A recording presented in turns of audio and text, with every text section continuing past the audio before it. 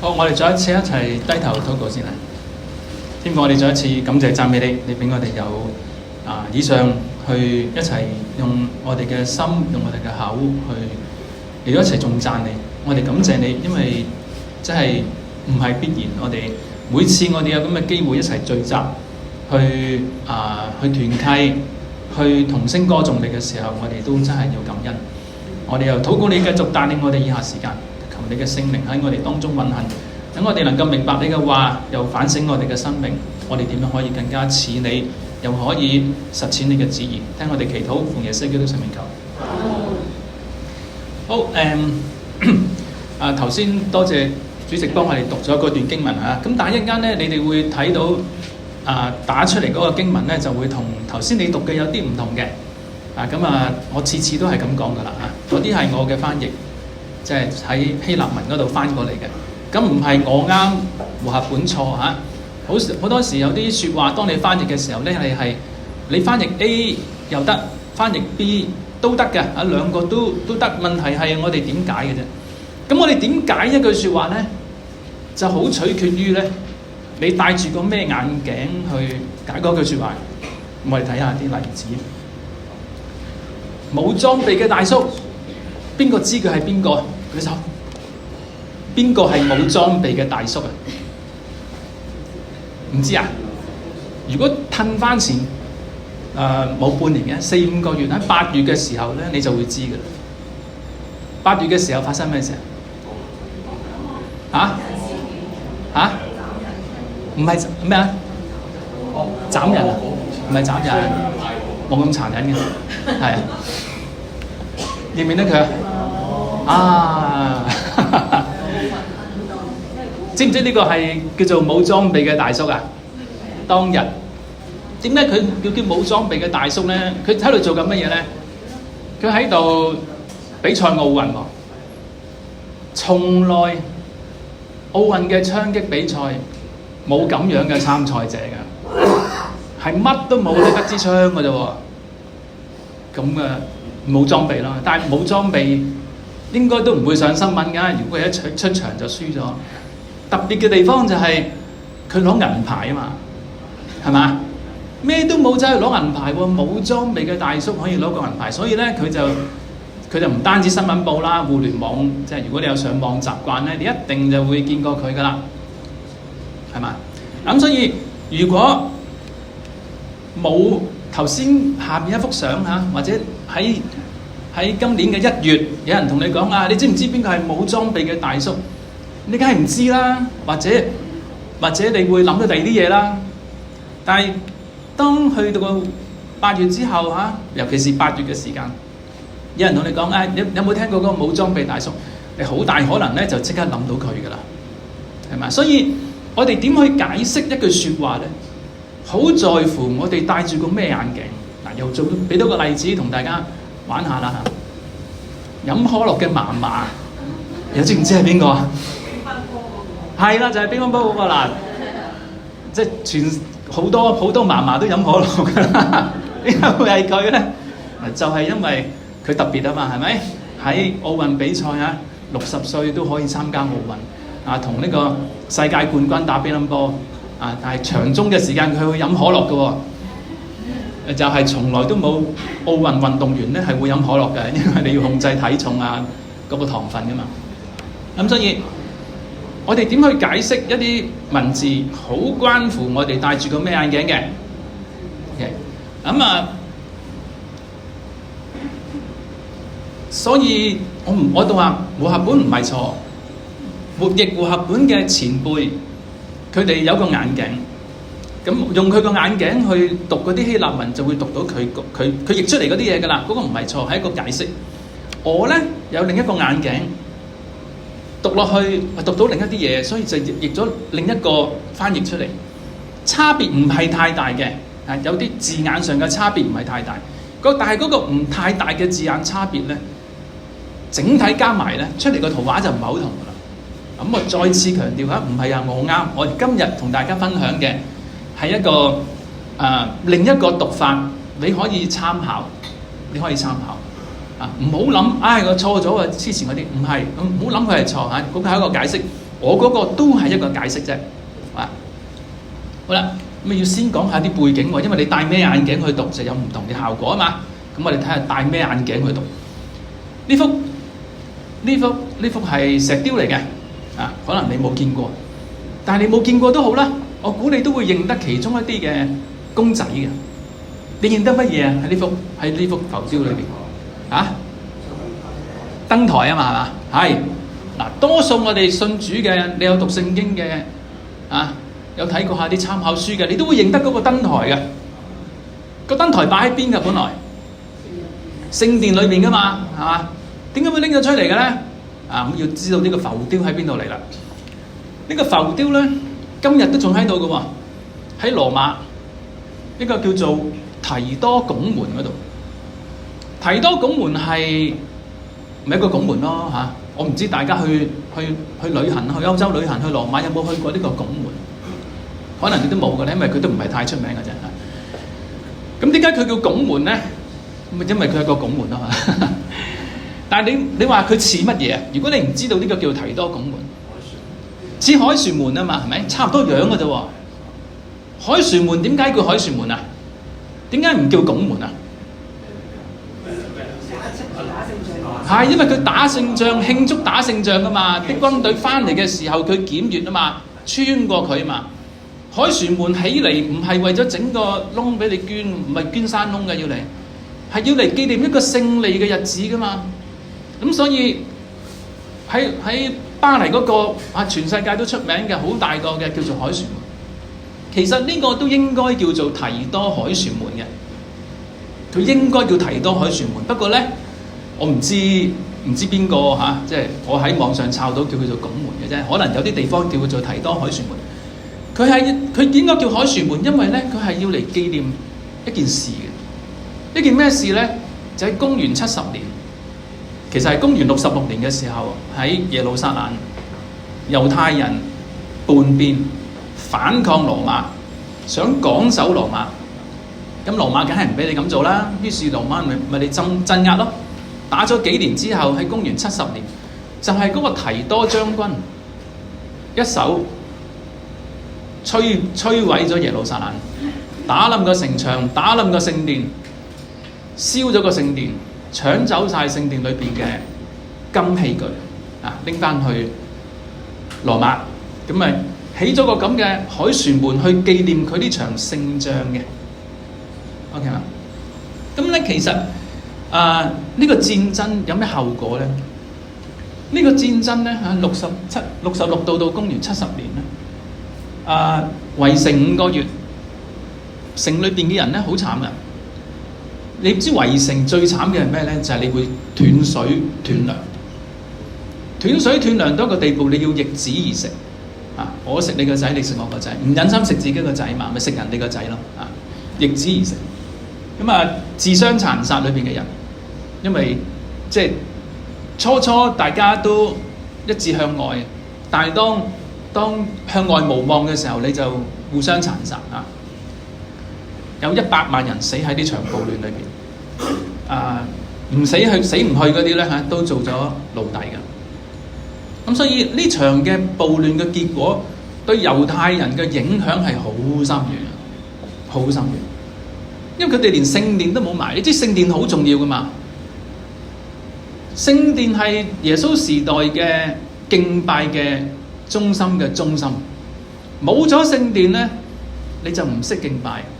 有啲似，我話有啲似啫，唔係好似嘅，其實都有啲似，就好似我哋COVID-19嗰陣時，你返唔到教會啊！初你係咪唔知點算啊？係咪？教會都諗緊點算咧？唔返得嚟喎，大家都唔知點去星期日點去敬拜。嗱，佢哋嗰個情況就係咁啦，冇咗個聖殿喎，點敬拜啊？點獻祭啊？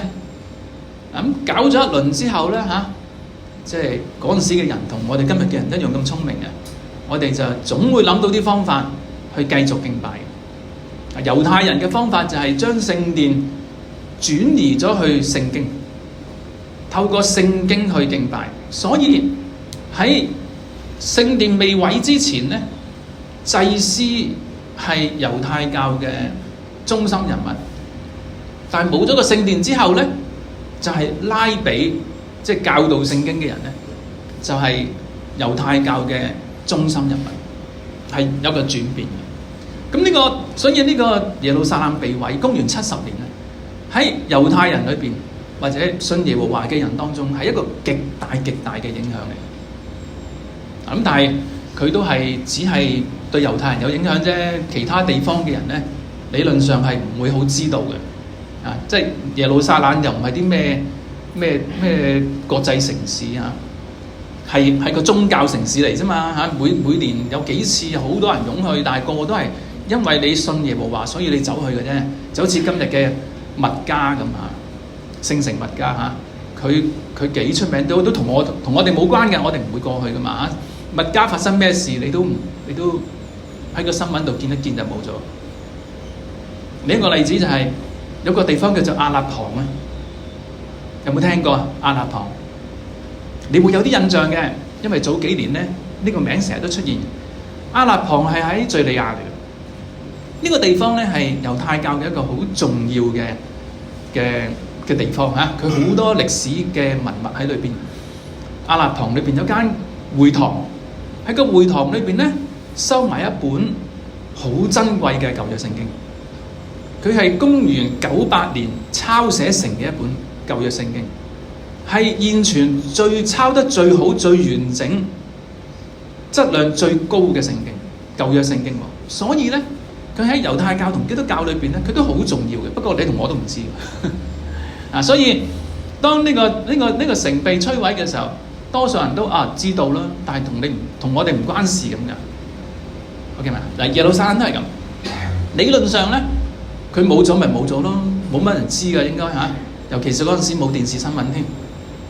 但係神好奇妙，因為咧公元70年嘅呢次暴亂同埋呢次嘅剷平咧嚇，蕩平呢個暴亂嘅事件咧，係對我哋係好重要，對個世界係好重要嘅。所以咧神咧就透過羅馬人咧將呢件事。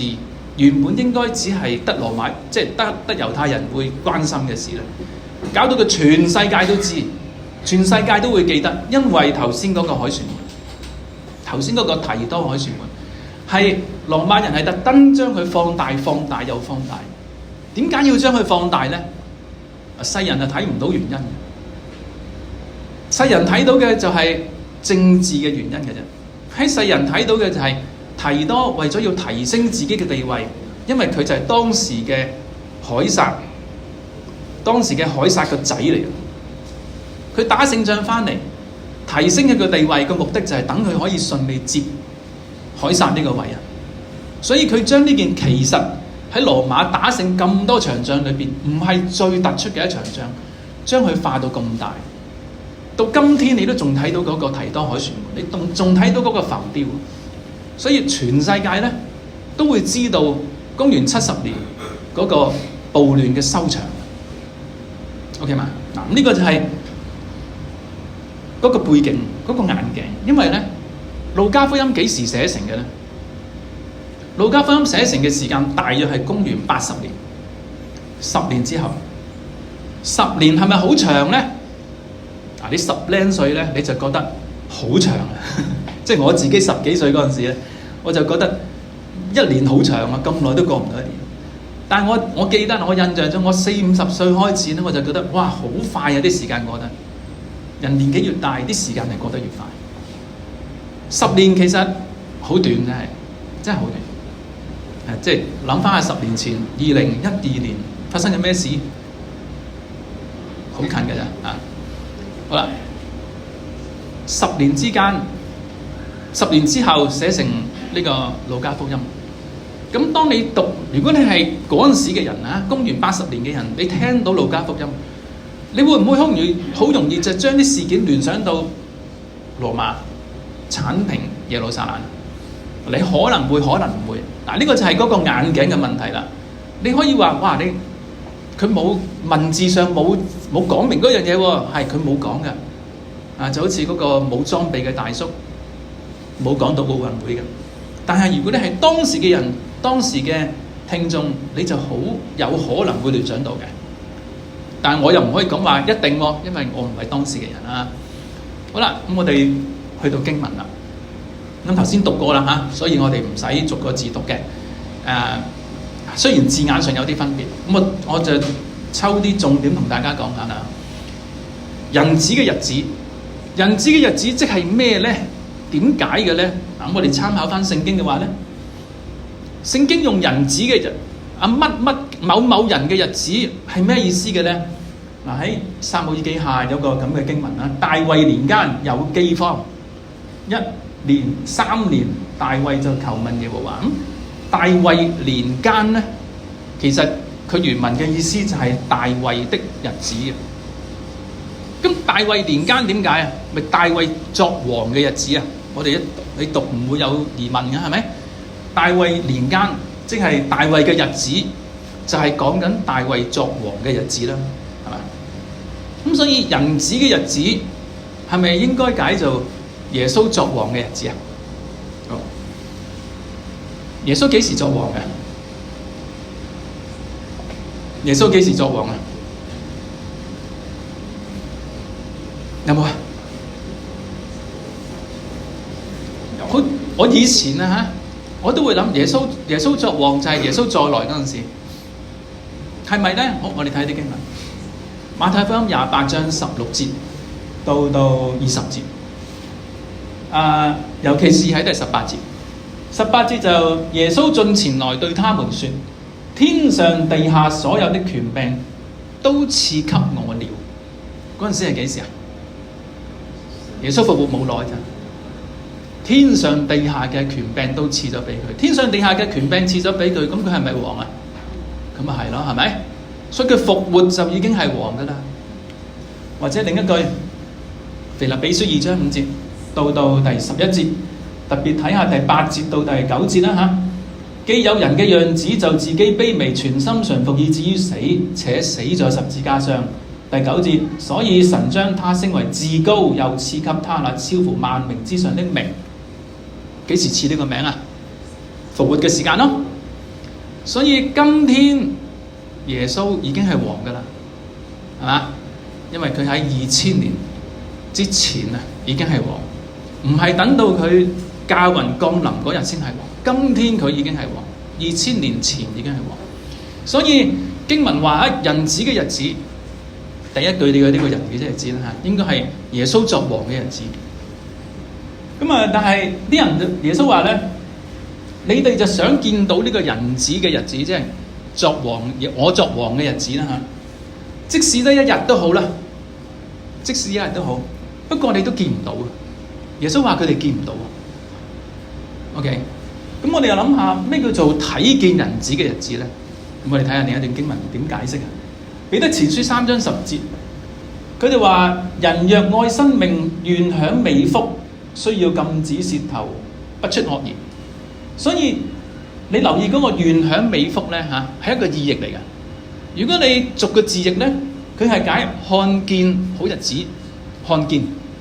所以喺度看見嘅唔係真係看見喎，唔係用眼睇啊，係你經驗嗰個日子就係看見。所以嗰個看見人子嘅日子咧，就唔係話用眼睇下。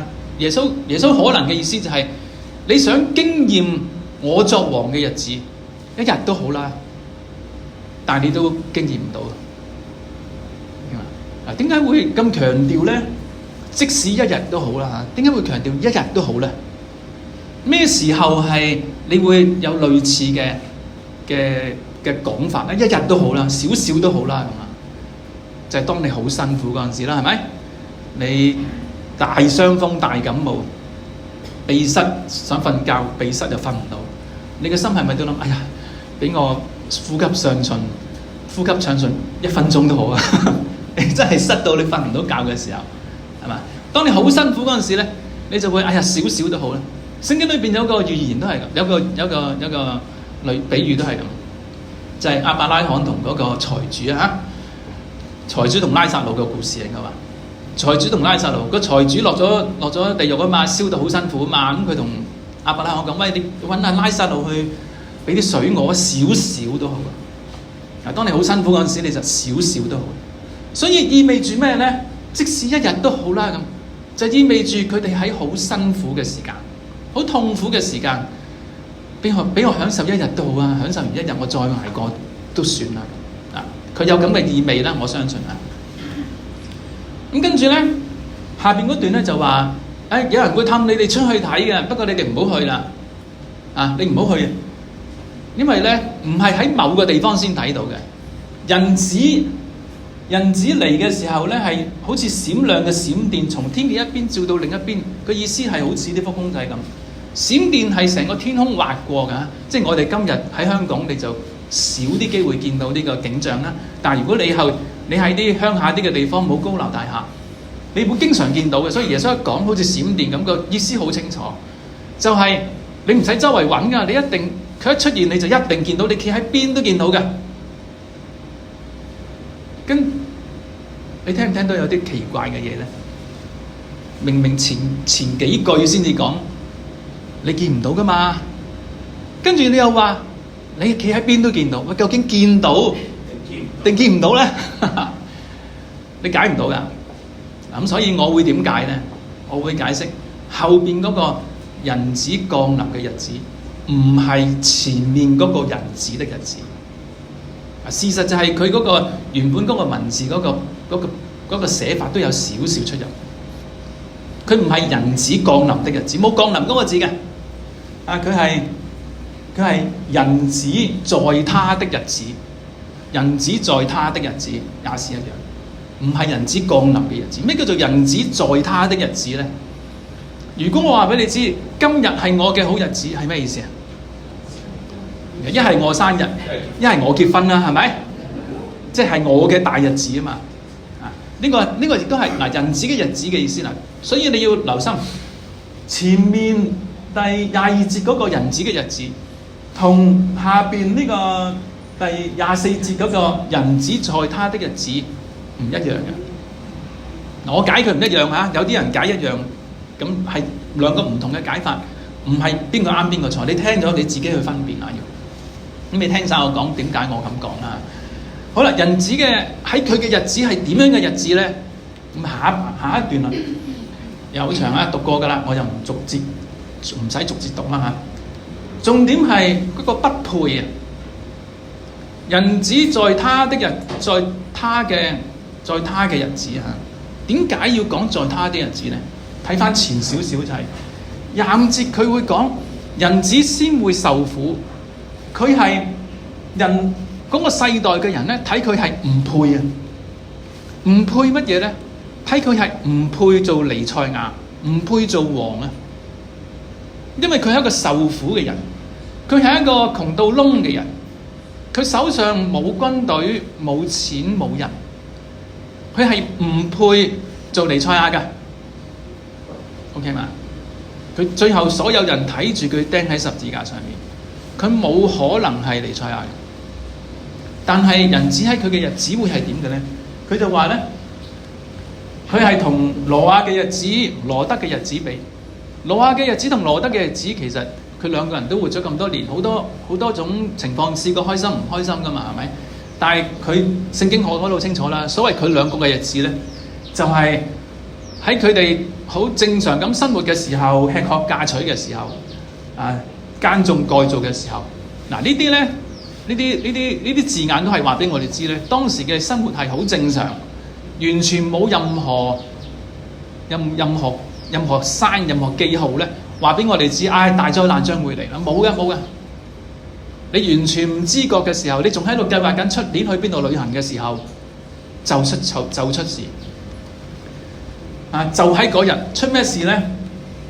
就係火同硫磺從天而降啊，燒晒嗰兩個城，毀滅突然間出現。OK，人子嘅日子就係咁啦，正常嘅時候，突然間個毀滅就嚟到啦。咁但係嗰日係點嘅咧？人子被完全知道嘅嗰日，點解叫做人子被完全知道咧？係咪指緊耶穌再來嗰日咧？我睇唔係咯，我睇就係佢哋本來亦覺得耶穌不配作彌賽亞噶嘛，但係當邊一日佢哋會突然間知道耶穌就係應該係嗰個彌賽亞呢？就係當耶穌話你哋要悔改，如果你唔悔改呢，你就會遭到毀滅。佢話耶路撒冷，你唔好為我喊，你為你自己喊。你繼續行呢條路呢，你就會覆滅噶啦。耶穌好多次預告過，你哋唔好繼續咁。其實耶穌叫佢哋唔好繼續乜嘢呢？你知道當時呢個氛圍就係所有猶太人都好熱切想趕走羅馬，想神嘅國降臨。咁所以佢哋周圍揾彌賽亞嘅。施洗約翰出現即係佢幫人施洗啫。聖經冇記載過佢做過任何轟天動地嘅嘢㗎，但係啲人都諗佢係咪彌賽亞咧？咁係咪上晒腦咧？一見到人特別啲嘅就問佢係咪彌賽亞，所以佢哋個個都喺度等緊邊個係彌賽亞，邊個係彌賽亞㗎？佢哋個個都喺度等緊神嘅國，神嘅國，神嘅國降臨。但係佢哋用咩方法去達至呢個？佢哋諗用咩方法達至呢個彌賽亞嚟到去建立上帝嘅國？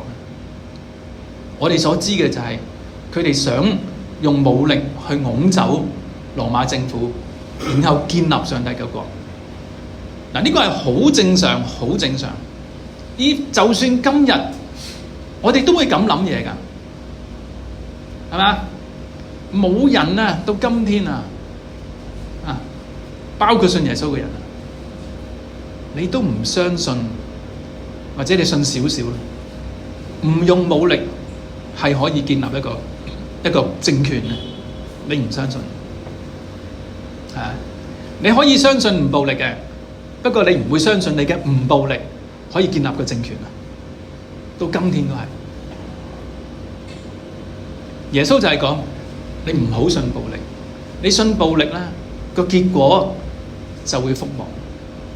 但係當時嘅人唔信啦，耶穌咁講，佢哋咪話佢不配啦。人子被完全知道嗰日就係當佢哋經驗耶路撒冷覆滅嗰日，佢哋就完全知道耶穌係真，耶穌講嘅嘢係真，並且耶穌復活係上帝用佢嘅能力證明耶穌先至係上帝所揀選嗰個彌賽亞，佢嘅方法先至係上帝嗰個方法。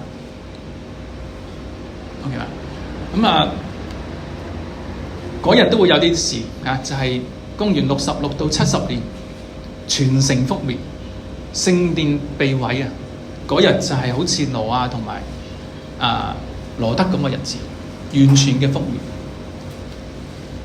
咁所以咧頭先嗰段啦多數因為我自己嘅經驗啦多數我哋讀嗰段都係諗緊耶穌再來即係，但係如果你戴另一個眼鏡讀嘅話咧，佢係咁樣嘅，係羅馬覆滅咗耶路撒冷，圍城燒咗佢，完全剷平佢。所以人子嘅日子係咩意思咧？喺後邊嗰個人子嘅日子，就係神去平反耶穌嘅日子。神平反耶穌嘅日子唔係耶穌再來嗰日，係耶路撒冷覆亡嗰一日，就係神去平反耶穌嘅日子，叫世人，尤其是啲猶太人，佢哋搞錯，當佢見到佢哋經驗耶路撒冷嘅覆亡嘅時候，佢哋就應該要記得耶穌講過噶啦。你要用啱嘅方法，唔係淨係你個心熱就得嘅，你要啱嘅方法。你唔啱嘅方法都係滅亡。好啦，跟住咧就係唔好翻轉頭執嘢啦嚇。咁其實讀呢段咧，如果你諗係耶穌再來，我哋升天咧，咁你就會點咧嚇？即係我聽過啲即係輕鬆啲嘅講法啦。即係你聽到號角響起咧，第一時間你要做咩咧？就走出空地啊！因為號角響起，你就要升天啊嘛。咁你坐喺度咁點樣頂住咗？咁所以第一時間你係咪要衝出去出邊啊？嚇！咁佢就唔係叫我哋第一時間衝咗出邊，佢話咧你走上山啊，唔好翻轉頭啊！因為咧圍城，你一俾羅馬軍隊圍咗個城，你想走都走唔甩噶啦。你唔想參與個革命都冇用，因為你走唔甩噶啦，被圍起咗啦你已經。咁所以當時嘅房屋係咁啊，一個天棚係咁噶啊。咁你可以唔使翻入屋就可以走上山離開個城。跟住就係喺嗰一晚咧嚇，兩個人會拎走一個啊嘛。咁以前我讀呢個經文嘅時候咧，解佢做耶穌再來我哋升天嘅時候咧，咁我就好疑惑下噶。咁我同我太太都信主噶嘛，兩個人在床上，一個會升咗，一個會留低。咁究竟我升咗定係佢升咗咧？點解係佢升咗唔係我升咗咧？點揀嘅咧？上帝嚇，唔好奇怪啊！咁啊，兩個推磨嘅又係一齊做東有功嘅。但呢段我唔知你有冇聽過，有人咧係可以用呢幾節經文，呢兩節經文咧，去話俾我哋去解釋。聖經一早已經講咗咧，地球係圓嘅。點樣用兩節經文可以解釋地球係圓嘅咧？因為一節經文係瞓緊覺，一節經文係做緊嘢。咁咪即係有啲人係夜晚瞓緊覺，有啲人喺日頭度做緊嘢啊？如果地球係平嘅，點會有可能係同時係又夜晚又係日頭嘅咧？冇可能嘅。咁所以咧，兩節經文加埋咧，就係地球係圓咯。OK 嘛？好聰明啊！呢個我幾時聽嘅咧？呢個解釋，呢個解釋係我讀中學嘅時候，70、80年代嘅時候聽。嗰陣時我中學，我覺得哇，好犀利。OK， 咁其實佢係我會點解咧？今日你可以咁解啦嚇，一個留低，一個飛走咗啦嚇。但係點解我解釋咧？就係俾人徵兵啊！兩個會有一個俾人徵咗去做打仗。歷來都係咁嘅喎。可能你聽新聞，我唔知你有冇聽到呢類新聞啊？烏克蘭你知佢打仗打到冇人啊，冇人咁點咧？咪就係當街捉啲人上架貨車，就車咗佢去訓練，跟住就拱上前線咯，就係咁。兩個會捉咗一個，唔夠人打仗嘛，咪捉咗你去打仗咯。跟住最後咧，呢句經文啦。呢句經文咧，如果你用主再來咧，你就好奇怪嘅。呢句經文講乜嘢咧？主又在哪裏？咩在哪裏咧？點會有在哪裏嘅咧？嚇！主再來係咪問緊主喺邊度來？邊度再來咧？喺邊度降臨啊？即係喺亞洲、非洲、美洲定係耶路撒冷咧？喺邊度咧？咁嗱，你會諗係呢個問題，即係咁諗啦。你會咁都合理嘅啊！即係喺邊度落嚟？咁因為你要搭飛機去嗰度等佢落嚟，上去接佢噶嘛，係咪？但係佢個答案先難搞嘛。邊度有身體，鷹就會喺嗰度聚集喎。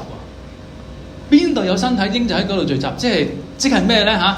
如果個問題係耶穌喺邊度降臨，個答案就係邊度有身體，鷹就喺嗰度，你都唔知耶穌答咗啲乜。好，所以如果按傳統，即係按多數嗰個解釋咧，我解唔到啊！呢個我都未聽過解得到嘅解釋啊。